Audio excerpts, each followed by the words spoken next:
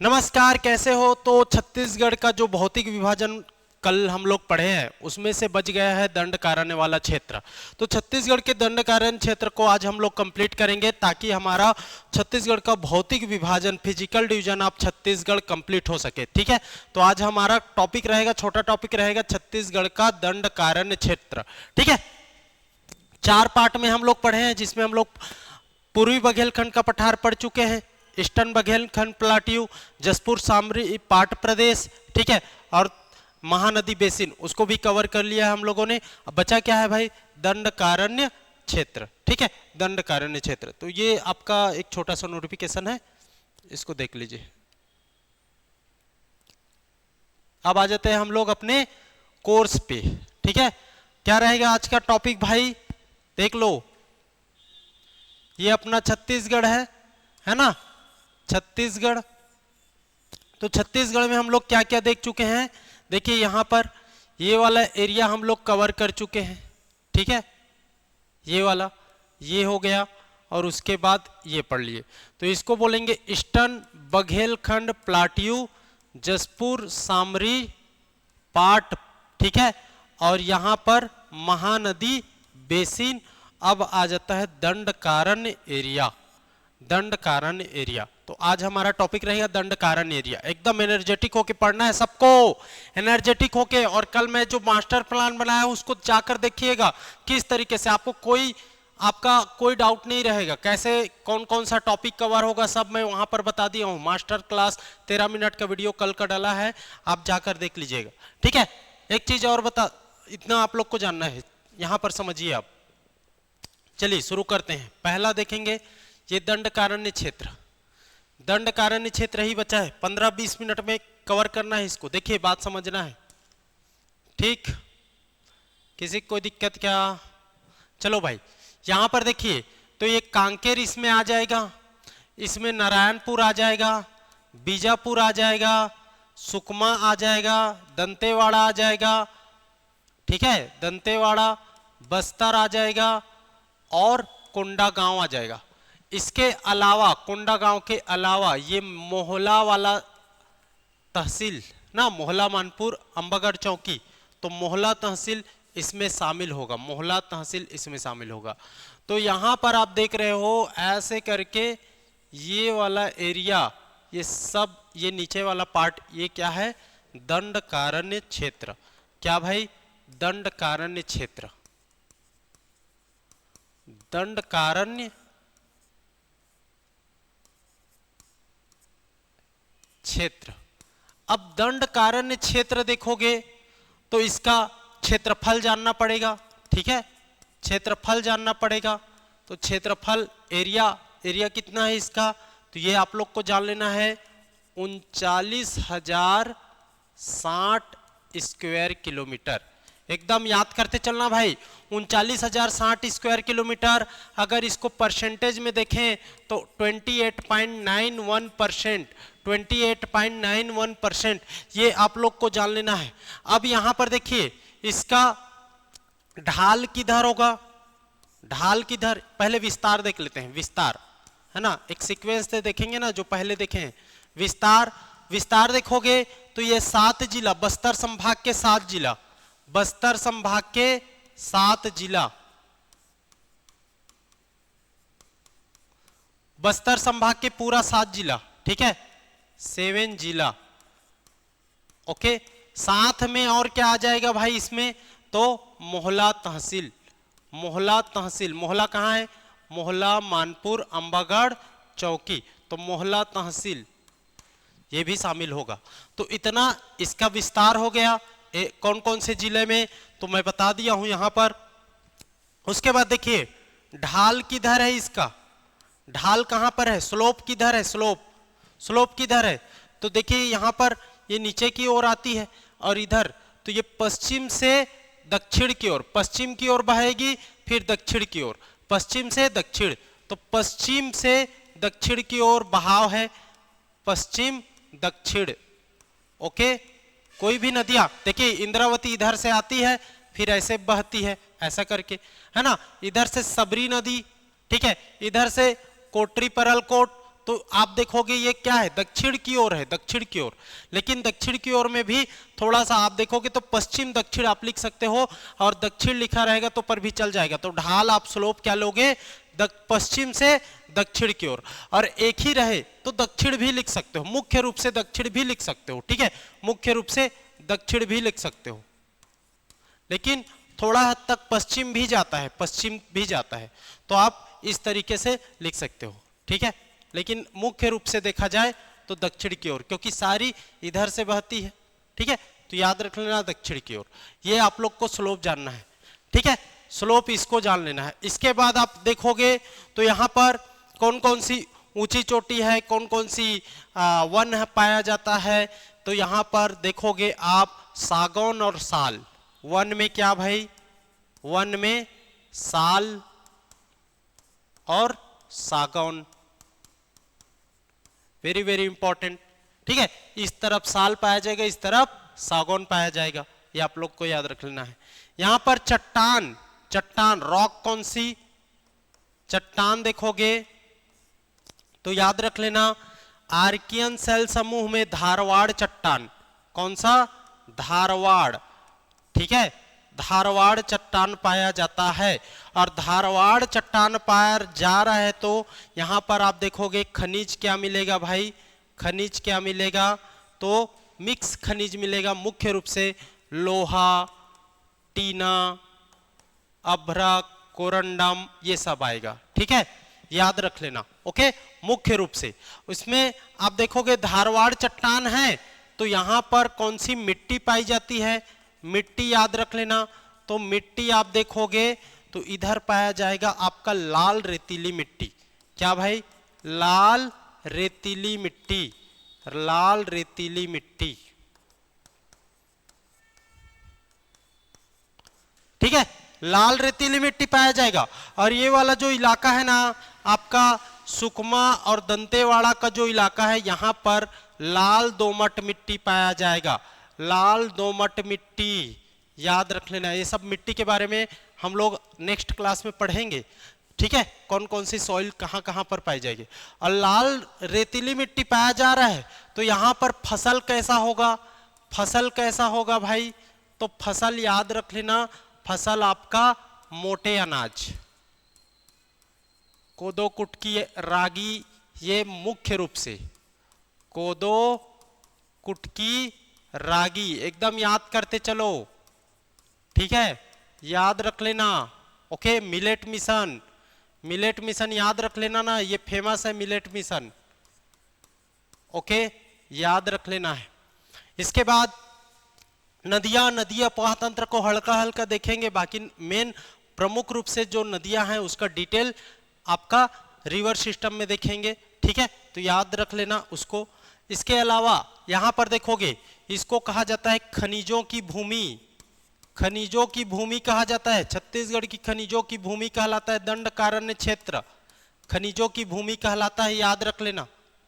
किसी कोई दिक्कत क्या, किसी कोई दिक्कत क्या, खनिजों की भूमि कहलाता है यही वाला इलाका, ठीक है, याद रख लेना। इतने पॉइंट को तो सबसे पहले एकदम गांठ बांध लो भाई, गांठ बांध लो, उसके बाद मैं आगे बढ़ता हूं, गांठ बांध लो फिर आगे बढ़ता हूं मैं, ओके, ठीक है।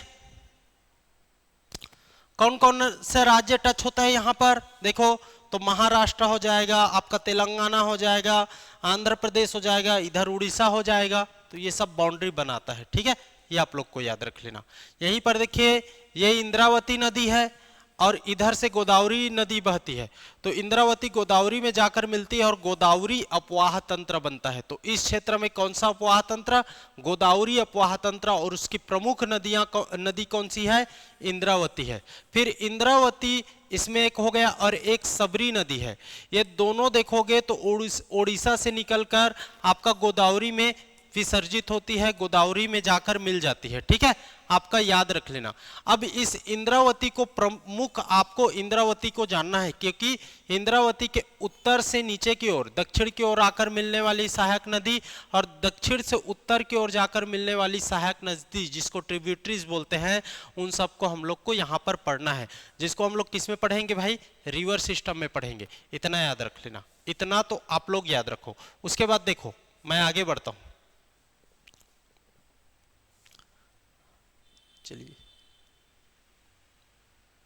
देखिए यहां पर देखिए, अब इसका हम लोग सब डिवीजन करेंगे। क्या भाई? सब डिवीजन करेंगे इस एरिया का। तो सब डिवीजन करेंगे, ठीक है, उप विभाग बोलते हैं।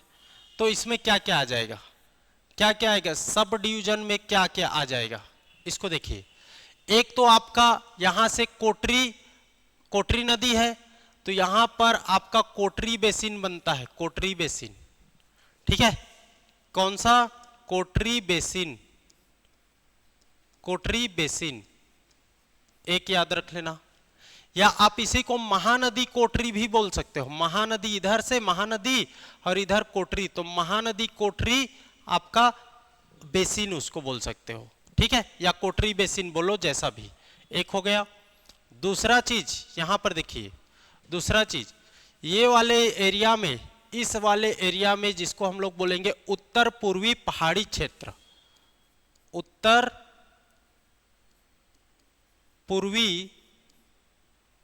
पूर्वी पहाड़ी क्षेत्र,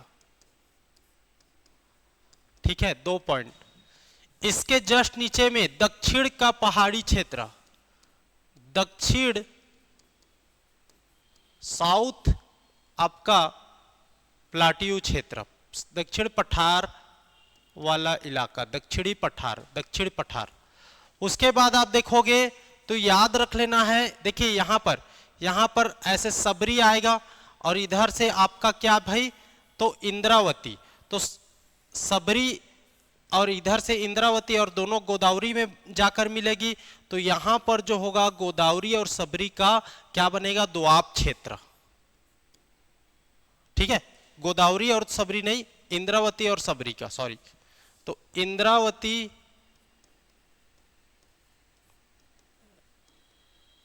सबरी का दोआब क्षेत्र, ठीक है, ये हो गया। इसके अलावा आप देखोगे तो यहां पर देखिए, इसको बोलेंगे, ये है आपका अबूझमाड़, अबूझमाड़, ठीक है, ये अबूझमाड़ है, ठीक है। तो अबूझमाड़ का क्षेत्र,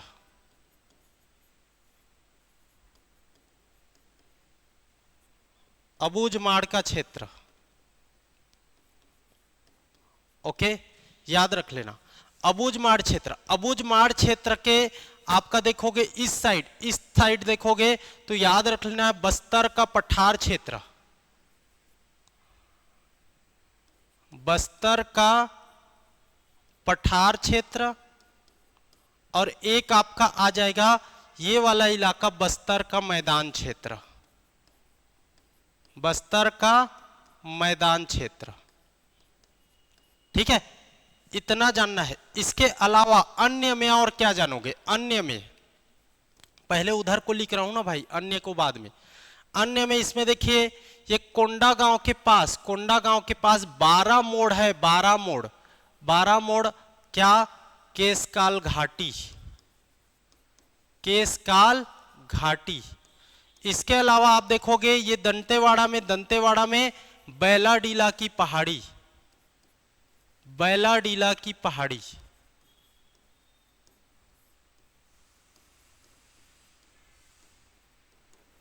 ठीक है। इतना को जानना है, इतना को आप लोग को जानना है। और इस बीजापुर में इंद्रावती नेशनल पार्क है और आपका बस्तर में कांगेर वैली नेशनल पार्क है, इसको भी जान लेना। तो इतना पॉइंट को आप लोग को पहले एक एक को डिस्क्राइब करेंगे। मैं तो पॉइंट को बताया, अभी एक एक को अभी डिस्क्राइब करना है। तो सबसे पहले बात करेंगे हम लोग किसके बारे में, याद रख लीजिएगा, तो कोटरी महानदी बेसिन, जिसको कोटरी महानदी बेसिन या कोटरी बेसिन बोल देते हैं, कोई दिक्कत नहीं है। तो इसको, इसके बारे में चर्चा करते हैं। चलिए इसको मिटाता हूं मैं।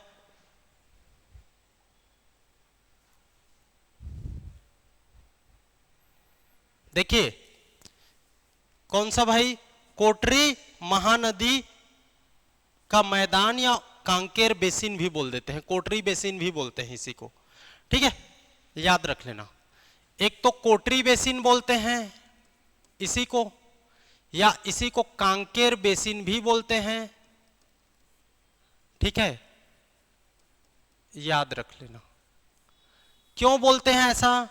क्योंकि यहां से एक नदी देखो, इंद्रावती नदी किसमें जाकर, गोदावरी में जाकर, और इधर से आपका देखोगे राजनांदगांव मोहला मानपुर के करीब, तो यहां पर क्या, तो याद रख लेना है एक नदी जिसको कहा जाता है कोटरी नदी, कोटरी परलकोट नदी, कोटरी नदी।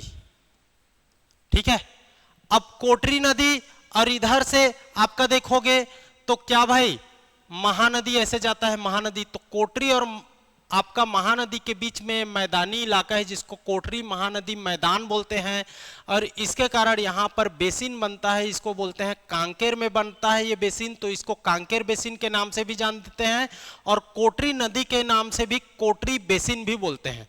तो इतना आप लोग को यहाँ पर जानना है।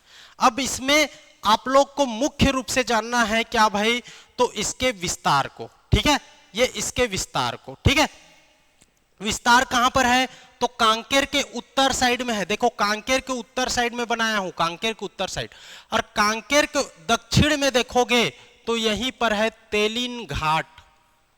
क्या भाई, तेलिन घाटी। ठीक है, तेलिन घाटी याद रख लेना, तेलिन घाट बोलते हैं इसी को।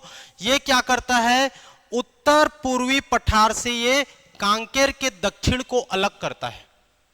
यहां पर पठार है, देखिए ये पठार है और ये कांकेर का दक्षिणतम पॉइंट है। तो पठार और कांकेर के दक्षिणतम पॉइंट को यही घाटी अलग करता है। मान के चलिए ये एक चीज है, ये कांकेर का दक्षिण पॉइंट और ये आपका उत्तर पूर्वी पठार। देखिए उत्तर पूर्वी पठार ऐसा होगा। ठीक है, उत्तर पूर्वी पठार। तो ये दोनों को अलग करने का काम कौन करेगा, तेलिन घाटी, तेलिन घाट बोलते हैं इसको। ठीक है, इतना हो गया। ये किसके बारे में जान गए भाई हम लोग, तो कोटरी महानदी के मैदान या कांकेर बेसिन या कोटरी बेसिन, कुछ भी बोलो आप लोग इसको लिख लेना। दूसरा पॉइंट क्या जानना है, तो दूसरा पॉइंट इसी के नीचे में देखिए अबूझमाड़ की पहाड़ी, इसके नीचे में आपका नारायणपुर जिला, और नारायणपुर जिला में देखोगे तो अबूझमाड़ की पहाड़ी, अबूझमाड़ की पहाड़ी याद रख लेना। अबूझमाड़ की पहाड़ी को यहां पर मैं लिख रहा हूं, आप लोग लिखोगे अबूझमाड़। अब ये अबूझमाड़ की पहाड़ी का विस्तार देखोगे तो नारायणपुर के दक्षिण की ओर ये 100 किलोमीटर, ठीक है, और नारायणपुर के पश्चिम से ओरछा की ओर, पश्चिम से ओरछा की ओर ये ओरछा हो गया, और नारायणपुर के पश्चिम एरिया, ठीक है, नारायणपुर के पश्चिम एरिया, और ये नारायणपुर के साउथ साइड। तो ये ऐसा जाओगे तो कितना 100 किलोमीटर, और पश्चिम से ओरछा आपका पूर्व की ओर जाओगे तो याद रख लेना ये 60 किलोमीटर। तो इस तरीके से इधर जाओगे 60 किलोमीटर और इधर आओगे तो 100 किलोमीटर आपका क्या बनाता है, एरिया बनाता है। इतना में है क्या भाई, तो याद रख लेना अबूझमाड़ की पहाड़ी। नारायणपुर के दक्षिण की ओर कितना बोला, एकदम यही क्वेश्चन बनेगा। नारायणपुर के दक्षिण की ओर 100 किलोमीटर और नारायणपुर के पश्चिम से पूर्व की ओर ओरछा, ओरछा पड़ेगा, ओरछा, ये ओरछा की ओर देखोगे तो 60 किलोमीटर। तो इतना आप लोग को जानना है, ये इसका विस्तार है। ठीक है, ये इसका विस्तार, इसको याद रख लेना। अब यहीं पर ये अबूझमाड़ में देखोगे तो याद रख लेना भाई, यहीं पर है खुरसेल घाटी। क्या, खुरसेल घाटी। और इस खुरसेल घाटी में देखोगे तो सर्वोत्तम किस्म के सागौन मिलता है। आप लोग पूरा लिखोगे, सर्वोत्तम किस्म के सागौन मिलता है। ठीक है, सर्वोत्तम किस्म के सागौन कहां पाए जाते हैं, खुरसेल घाटी में।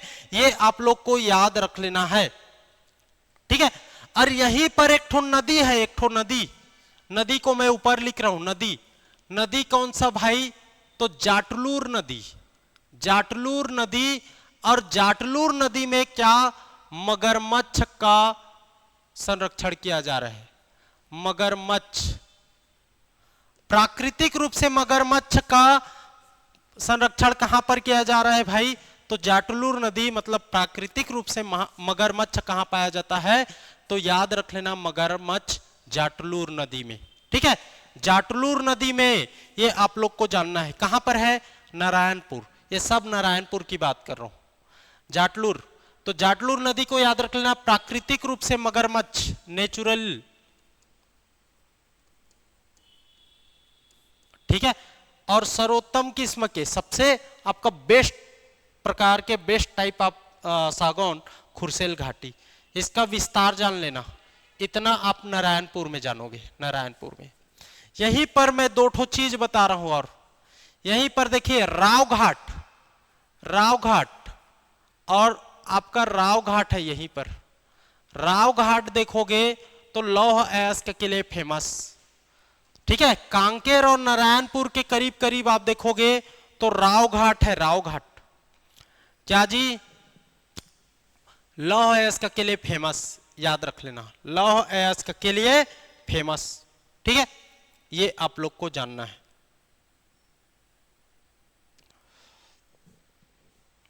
अब इसके बाद देखिए कुछ चीज और, यहीं पर आप देखोगे नारायणपुर में आपका एक ठो जगह पड़ता है, उस जगह को कहा जाता है छत्तीसगढ़ का चेरापूंजी। चेरापूंजी, छत्तीसगढ़ का चेरापूंजी। चेरापूंजी से क्यों समानता, क्यों तुलना किया जाता है, क्योंकि यहीं पर सर्वोत्तम आपका वर्षा होता है। ठीक है, याद रख लेना। तो इसको आप लोग जानना कि अबूझमाड़ का जो क्षेत्र है वहीं पर सर्वोत्तम वर्षा होता है, इस कारण इसको छत्तीसगढ़ का चेरापूंजी कहा जाता है। इसी में ये आप लोग को याद रख लेना। देखिए नारायणपुर वेरी वेरी इंपॉर्टेंट आपका दंडकारण्य क्षेत्र में, यहीं पर आप देखोगे तो सोनपुर की घाटी है, सोनपुर की घाटी, सोनपुर की घाटी। इसकी विशेषता क्या है कि ये सोनपुर की घाटी है ना, जो पहाड़ी है उसको उत्तर पूर्वी पहाड़ी से अलग करने का काम कर लेता है, ये आप लोग को जान लेना है। तो उत्तरी भाग को पहाड़ी के शेष भाग से अलग करने का काम सोनपुर की घाटी, उत्तरी भाग को पहाड़ी के शेष भाग से अलग करने का काम सोनपुर की घाटी। अब घाटियां क्या होती है, जिसके एक पहाड़िए है और ये आपका दूसरा, एक पहाड़िए और ये दूसरा पहाड़, तो दोनों के बीच में ये घाटी कहलाएगा, इसी को बोलेंगे घाटी, वैली। ठीक है, याद रख लेना। तो ये क्या है, ये घाटी इस पहाड़ को इस पहाड़ से अलग कर रहा है इस तरीके से। तो इसी तरीके से सोनपुर की घाटी भी यहीं पर है, चेरापूंजी यहीं पर है। अबूझमाड़ का विस्तार याद रख लेना, नदी जाटलूर नदी, मगरमच्छ, प्राकृतिक खुरसेल घाटी, सागौन, इतना को आप लोग को जानना है। यहीं पर राव घाट है, इसी में देखिए तेलिन घाटी, तेलिन घाटी ये उत्तर का, और यहाँ पर ये जो कांकेर बेसिन उनको अलग करने का, यहीं पर कोटरी बेसिन, कांकेर बेसिन जो है इसको याद रख लेना। इतना को तो पहले एक बार रिवाइज कर लो, इतना को पहले एक बार रिवाइज कर लो। उसके बाद देख लीजिए यहां पर देखिए ये है आपका उत्तर पूर्वी पहाड़, उत्तर पूर्वी पहाड़। ठीक है, याद रख लेना, नॉर्थ ईस्ट पहाड़। ठीक है, नॉर्थ ईस्ट पहाड़ कहां पर है, तो इसको मैं ब्लैक कलर में लिख रहा हूं। यहां पर 12 मोड़ का आपका देखोगे क्या है भाई, 12 मोड़ का क्या दिखाई देता है, तो याद रख लेना, इसको बोला जाता है केशकाल घाटी, केशकाल घाटी। ठीक है, यहां पर है, थोड़ा नीचे करता हूं, कोंडागांव में।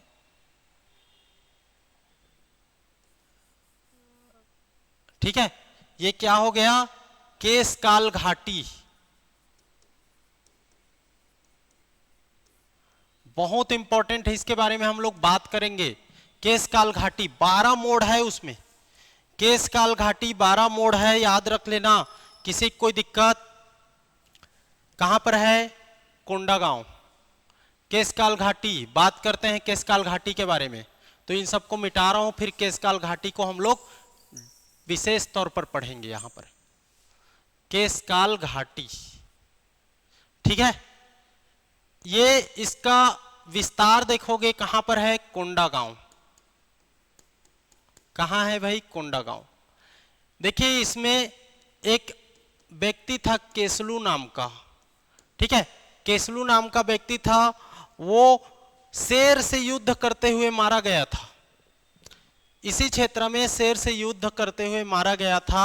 इसी केसलू के नाम पर इसको केशकाल कहा गया।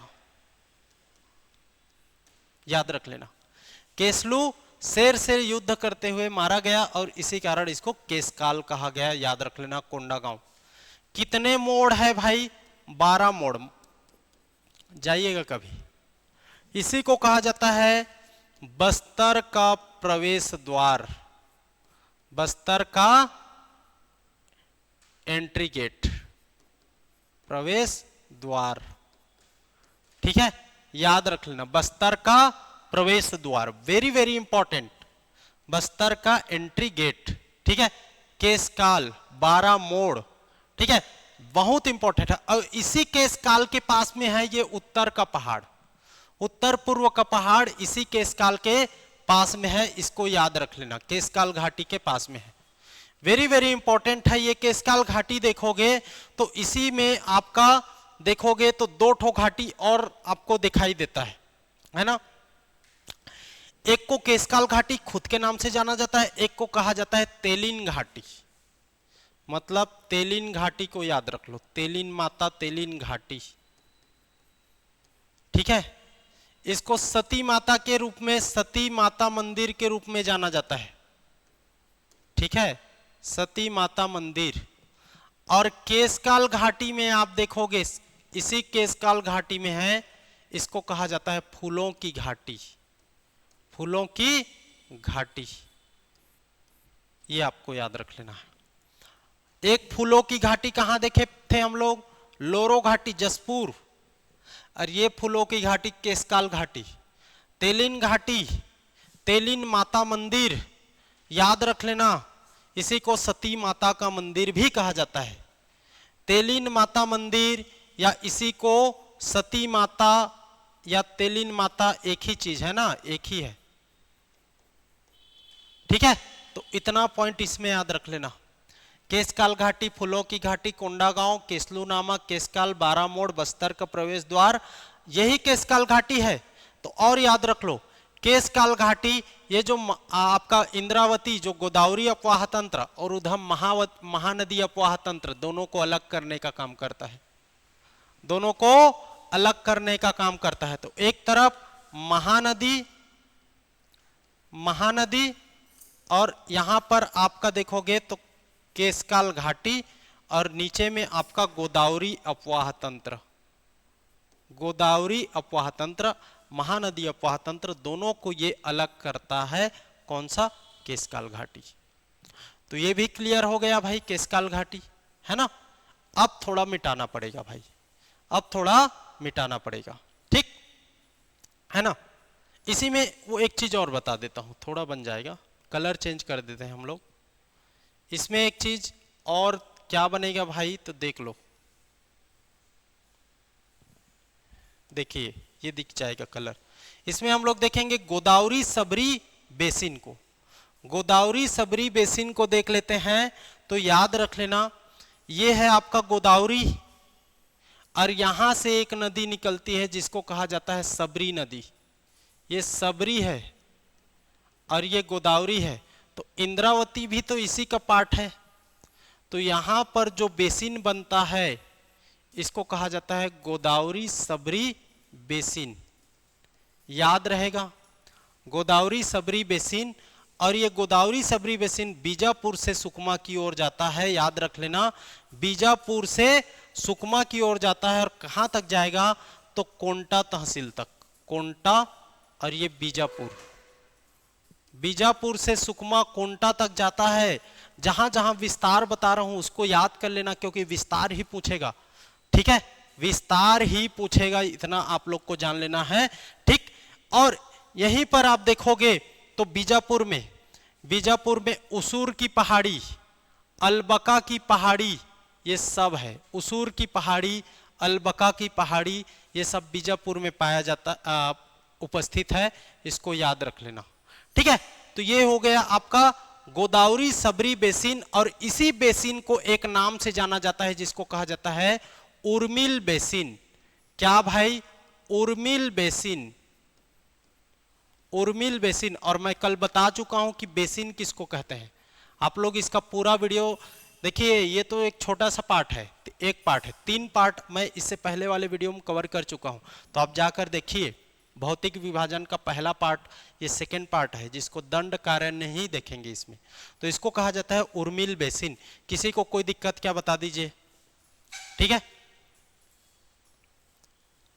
ठीक, तो ये हो गया आपका उर्मिल बेसिन। इसके बाद बात करेंगे हम लोग पहाड़ी को, सारे पहाड़ी को।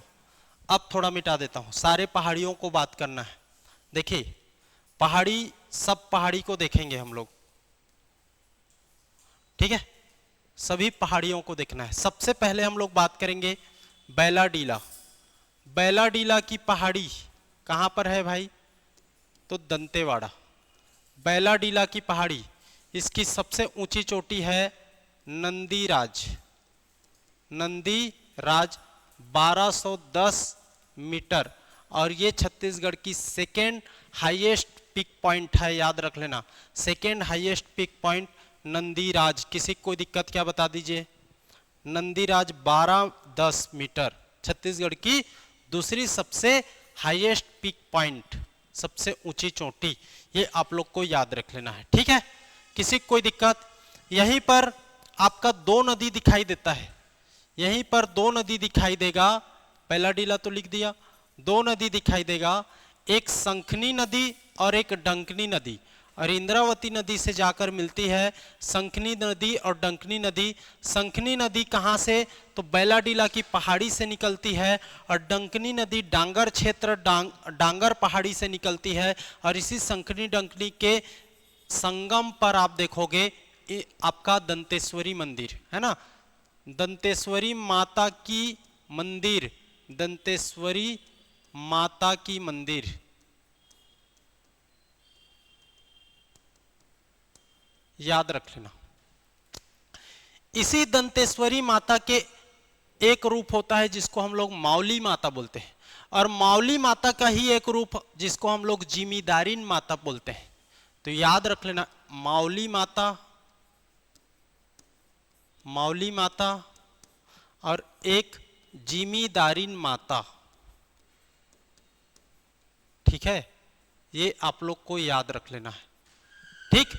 जिमीदारिन माता और माउली माता, ये दंतेश्वरी माता, इन्हीं का तो बहन है, रूप है, तो इसको याद रख लेना, इतना आप लोग को जाना है। एक नंदीराज हो गया, नंदीराज आपका देखोगे कंप्लीट हो गया है ना, संखनी नदी नंदीराज चोटी से, और यहीं पर आपका देखोगे एक मलगेर घाटी बनता है, इधर मलगेर नदी बह जाता है, सबरी नदी में जाएगा, तो मलगेर घाटी, मलगेर घाटी और मलगेर घाटी से मलगेर नदी, इतना आप लोग जान लेना।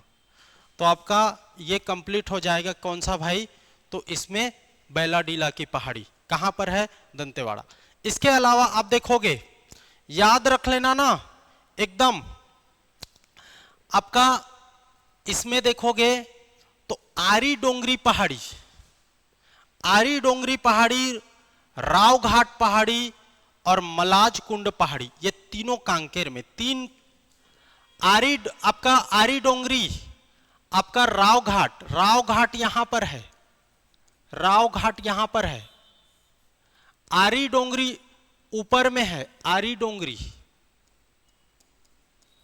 और मलाज कुंडम यहां पर है, मलाज कुंडम पहाड़ी, यहीं से आपका दूध नदी निकलता है मलाज कुंडम से, याद रख लेना। मलाज कुंडम वाटरफॉल भी बनता है, ये भी आप लोग को याद रख लेना है, ठीक है। और दूध नदी किसकी सहायक नदी है, तो महानदी की सहायक नदी है। यहाँ पर से ऐसे महानदी जाता है तो महानदी में दूध नदी निकल आपका बह, और इसी नदियों में आपका मलाज कुंडम जलप्रपात बनेगा। तो मलाज कुंडम की पहाड़ी, आरी डोंगरी की पहाड़ी और राव घाट की पहाड़ी, ये तीनों कहां लेना है भाई, तीनों लेना है कांकेर में, तीनों कहां लेना है, कांकेर में। 3 ठो पहाड़ वहां पर जान लीजिए, तीनों कांकेर में।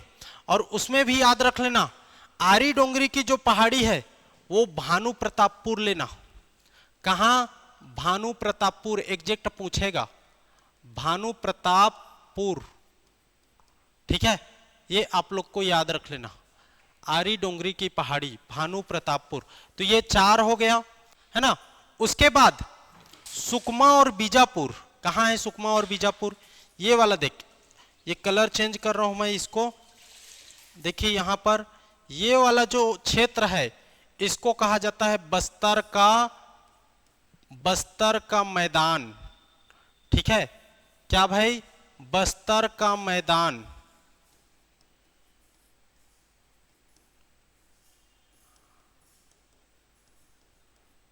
ठीक है, ये आप लोग को याद रखना, बस्तर का मैदान क्षेत्र, इसको बस्तर का मैदान क्षेत्र कहा जाता है, जो सुकमा और बीजापुर पर पड़ता है। और उसके बाद आप देखोगे तो 2 ठो पहाड़ी अब भी बताया हूं जस्ट, अलबका और उसूर। अलबका और उसूर ये कहां पर है? दोनों बीजापुर में है। अलबका की पहाड़ी और उसूर की पहाड़ी दोनों बीजापुर, याद कर लेना, एकदम याद करते चलो, अलबका की पहाड़ी और उसूर की पहाड़ी। ठीक है, ये आप लोग को याद रख लेना है। तो अलबका की पहाड़ी और उसूर की पहाड़ी को अगर हम लोग बीजापुर यहां पर बनाएं, देखिए ये बीजापुर है, तो बीजापुर के पश्चिम में देखोगे तो याद रख लेना अलबका की पहाड़ी है, और इसके ये दक्षिण से आपका ये वाला हो जाएगा दक्षिण पश्चिम, तो दक्षिण पश्चिम में देखोगे तो ये उसूर की पहाड़ी। अलबका के दक्षिण पश्चिम, और ये क्या हो जाएगा? पश्चिम, वेस्ट पश्चिम। ठीक है, याद रख लेना। तो ये आप लोग जानोगे कि अलबका जो बीजापुर के पश्चिम में क्या है? अलबका की पहाड़ी है, और दक्षिण पश्चिम, ये साउथ हो गया ना, साउथ, तो दक्षिण पश्चिम में क्या है भाई? तो उसूर की पहाड़ी। किसी कोई दिक्कत? दोनों कहां है? बीजापुर में है। दोनों कहां है? बीजापुर में है। ये आप लोग याद रख लीजिएगा। उसके बाद ये जो कोंटा है, ये कोंटा है, तो कोंटा के दक्षिण में क्या है? गोलापल्ली की पहाड़ी। क्या? कोंटा के दक्षिण में गोलापल्ली की पहाड़ी। सुकमा कोंटा तहसील और कोंटा तहसील के नीचे में गोलापल्ली की पहाड़ी जो बाउंड्री बनाएगा, याद रख लेना। ठीक है, इसमें आपका पिक पॉइंट याद रख लेना, 950 मीटर है गोलापल्ली की पहाड़ी की ऊंचाई, 950 मीटर कोंटा तहसील के साउथ में। तो आप कितना हो गया? एक तो बीजापुर जान गए, फिर आप क्या जान ले? 3 जान लिए, फिर अलबका उसूर हो गया, फिर गोलापल्ली हो गया, है ना, बस्तर का मैदान वाला इलाका हो गया, और उसके बाद बस्तर का पठार वाला इलाका। तो पठार वाला इलाका को फिर से मैं इस कलर में, ये बस्तर का मैदान है, बस्तर का पठार वाला इलाका, तो बस्तर और ये वाला एरिया होता है, ये वाला एरिया होता है, बस्तर का पठार वाला एरिया। ठीक है, एक्चुअल में सुकमा टच होता है ना, याद रख लीजिएगा। बस्तर का जो पठार है ना, वो बस्तर और सुकमा टच होता है। ये और थोड़ा इसमें एक मिनट ना, इसको थोड़ा सा मैं मिटा दूं, तो ये वाला इलाका है। ठीक है, ये क्या है भाई? तो ये आपका बस्तर का मैदान, पठार है, बस्तर का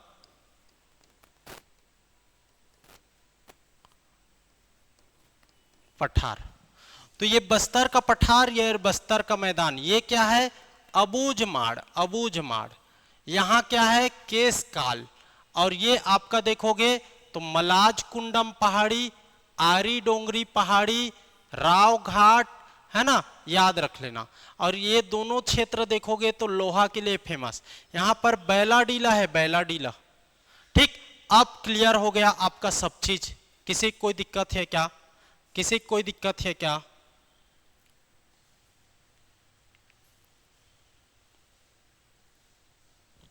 है ना। और यहां पर आप क्या देखे हो? नारायणपुर और बीजापुर। नारायणपुर और बीजापुर के पास बनता है आपका कोटरी बेसिन, कोटरी नदी बेसिन। और यहां पर आपका कांकेर बेसिन, 2 ठो है ना, एक कोटरी बेसिन, यहाँ पर बनता है नारायणपुर बीजापुर में, और आपका एक कांकेर बेसिन बनता है, तो आप अलग अलग कर लेना, ठीक है। कई जगह में उसी को लिखा रहता है लेकिन अलग अलग भी है, अलग अलग। ये कांकेर बनता है उसको कांकेर बेसिन, और एक कोटरी बेसिन बनता है आपका नारायणपुर और बीजापुर में, ठीक है, कोटरी, और यहाँ पर कांकेर। तो इस तरीके से ये हो गया आपका कंप्लीट, ठीक। इससे आपका बाहर कुछ भी नहीं है। अगर मैं एक बार सबको फिर से रिवाइज कर दूं तो देखिए, इसको एक ही कलर में, 2-3 कलर में कर देता हूं। पहले पहाड़ियों को, आरी डोंगर पहाड़ी, मलाज कुंडम पहाड़ी, राव घाट पहाड़ी, अबूझ माड़ की पहाड़ी, ठीक है। उसके बाद ये केसकाल हो गया, ठीक है। उसके बाद ये बस्तर का पहाड़ी क्षेत्र, बस्तर का पठार क्षेत्र, ये हो गया आपका बस्तर का मैदान क्षेत्र, बस्तर का मैदान क्षेत्र, ठीक है। और ये बस्तर का पठार क्षेत्र, प्लाटियो क्षेत्र। इसके बाद बैलाडीला, अलबका, उसूर, ये बीजापुर है, और बीजापुर के इधर और इधर अलबका, उसूर। यहाँ पर है गोलापल्ली, गोलापल्ली एक कोंटा हो गया, तो कोंटा के नीचे में गोलापल्ली। अब समझ में आ गया होगा। देखिए आपका पठार, पहाड़ पहले, आरी डोंगरी, मलाज कुंड, राव घाट, अबूझमाड़, अलबका, उसूर, बैलाडीला, गोलापल्ली, इतना आप लोग को जानना है। उसके बाद आप लोग जान गए क्या भाई, ये वाला इलाका क्या है, मैदान, और ये वाला इलाका जो क्या है, ये है पठार। अब इसी में कर्रे गुट्टा की पहाड़ी को भी जानना है। कर्रे गुट्टा की पहाड़ी, ये कर्रे गुट्टा की पहाड़ी देखोगे, कर्रे गुट्टा है ना, यहीं पर ब्लैक फॉरेस्ट चला था, एक ऑपरेशन चला था ब्लैक फॉरेस्ट, ठीक है। ब्लैक फॉरेस्ट ये कहाँ, बीजापुर सुकमा इलाका में, बीजापुर सुकमा इलाका में आपका ब्लैक फॉरेस्ट चला था, ऑपरेशन जो नक्सल अभियान है वहां पर। तो इसको याद रखें, कर्रे गुट्टा की पहाड़ी, ठीक है। हो गया कंप्लीट। और कुछ बचा, यहाँ पर 3 चीज और लिख देता हूं। ये है कोटरी कांकेर बेसिन, और यहाँ कोटरी बेसिन नारायणपुर और बीजापुर में, ठीक है, याद रख लेना। ओके, कंप्लीट, कंप्लीट भाई, और कुछ नहीं जानना है, हो गया। चलिए, तो ये हो गया आपका भौतिक विभाजन का जो दंड कारण्य वाला क्षेत्र बचा था उसको। तो आप लोग ऐसा मैप बनाते जाना और साइड में लिखते जाना, की पॉइंट यहाँ यहाँ ऐसा करके। आपको मैं पढ़ा रहा हूँ तो वो एक ही मैप में पढ़ा रहा हूँ, तो वो बाद में ऐसा लग रहा है मिक्स हो गया, लेकिन मैं बोल रहा हूँ उसको समझ के आपको लिखना है, ठीक है। चलिए, थैंक यू। और एक चीज बता दे रहा हूँ भाई, सुन लो। यहाँ पर जाइए, ये देखिए, यहाँ पर आप लोग को जाना है,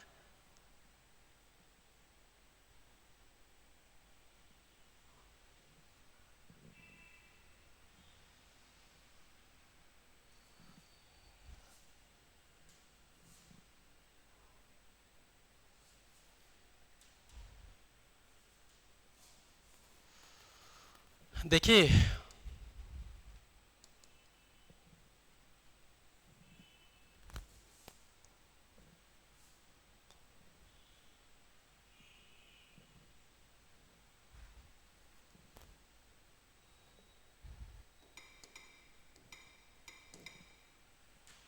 यहाँ पर जाइए, सीजीपीएससी नॉलेज यूट्यूब खोलिए, सीजीपीएससी नॉलेज लिखिए, और सीजीपीएससी नॉलेज के बाद आप देखोगे तो यहाँ पर आप लोग इसको जाइए, सब्सक्राइब कर देना भाई, जो सब्सक्राइब नहीं किए होंगे।